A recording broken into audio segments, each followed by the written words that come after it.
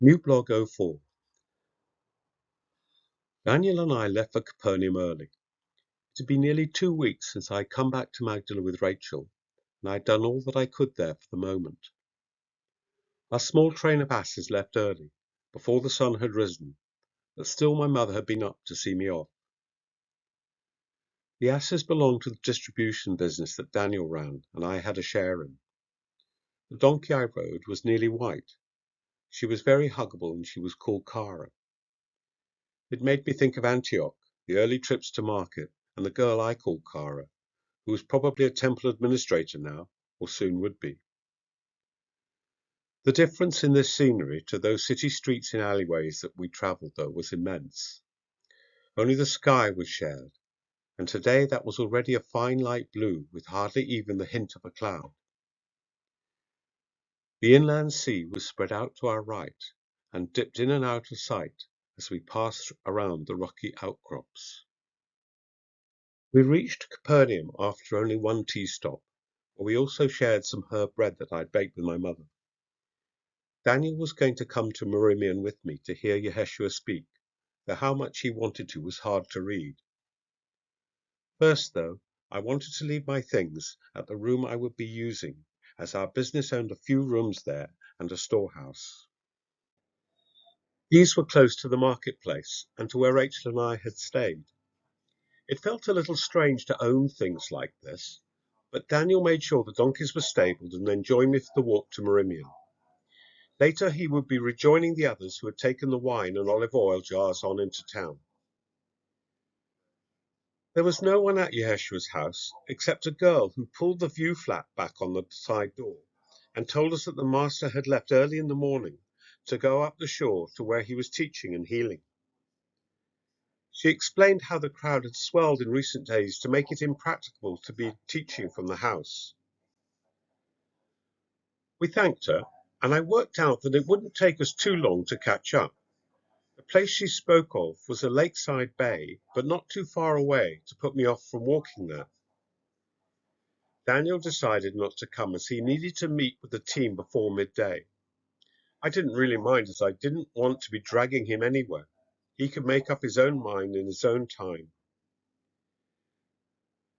The walk was longer than I thought, and the day had really warmed up, but I loved every step of it, despite the heat and dust.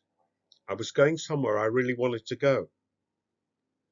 Following the track around the promontory, I saw the first signs of lots of people milling around the water's edge.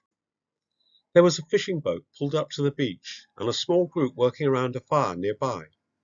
Cooking fish, I guessed. I thought I recognized Salome there. There were a lot more gathered close to where a small stream snaked its way through the scrub.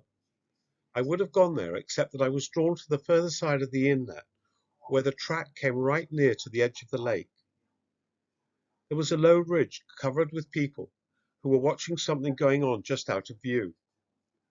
I knew that was where Yeshua was, and quickly skirted everything else going on to see what he was doing. The crowd was larger than the hollow there could contain, and I couldn't make out much through the swarm of heads. Clearly, though, from snatches of conversation I heard around me, Yeshua had already spent a couple of hours teaching, and was now healing the many suffering people that had made their way or been brought to him.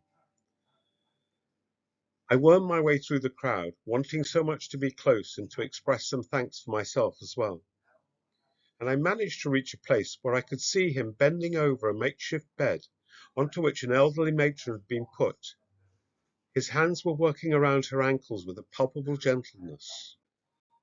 She pushed herself up into a sitting position, and Yeshua placed first one of her feet and then the other on the ground next to the bed. He took her hands and pulled her gently up, while she looked in wonder down her black dress to her ankles. She stepped forward, and a couple of her family reached to catch her, but she didn't need them. Instead, she turned to the man who had healed her legs and cried into his shoulder with happiness. He whispered something to her, and she nodded her head several times. Then Yeshua moved to another man who was bent and ill with coughing. He rubbed the man's back quite vigorously, and drove the illness from him with force of word and will. This coughing has no part of you, he said. Fear not. Take your herd back to the high pastures. You are whole and well. The man gingerly unbent himself, his breath coming easier as with each inhalation his lungs filled more wholly than before, no longer sending him into convulsions. Yeshua moved on to another person, out of my sight. 2 disciples went with him, and another checked that those who had been healed were all right to carry on.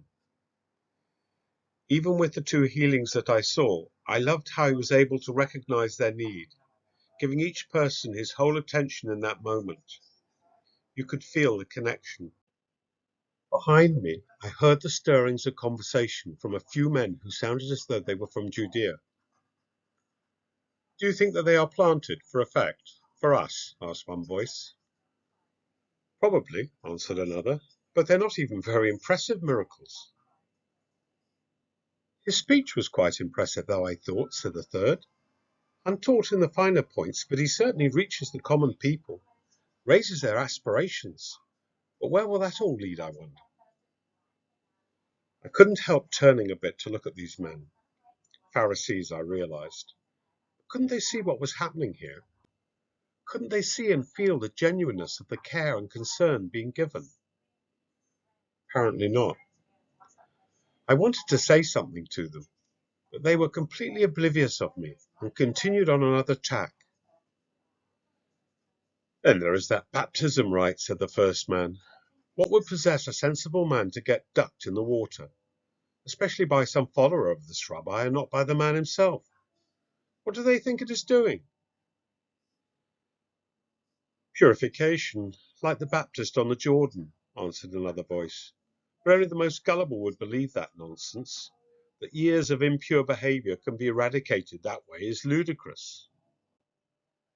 How hard do they think it is? We have spent a lifetime following the correct ways. Does he think we need purifying too? I was struggling to keep my mouth shut. I had turned to face them completely now. They were definitely Pharisees. Is that what is happening at the other end of the beach? I asked. The baptism rite? They seemed to see me for the first time, and were clearly horrified that they had been accosted by a strange woman, almost as if touched by an unclean. And looking around, I saw I was indeed the only woman nearby. I didn't need or wait for an answer, but I couldn't help myself from giving one parting shot. So maybe it isn't complete purification, I said, but a demonstration of some humility before the Most High will be a good start, don't you think?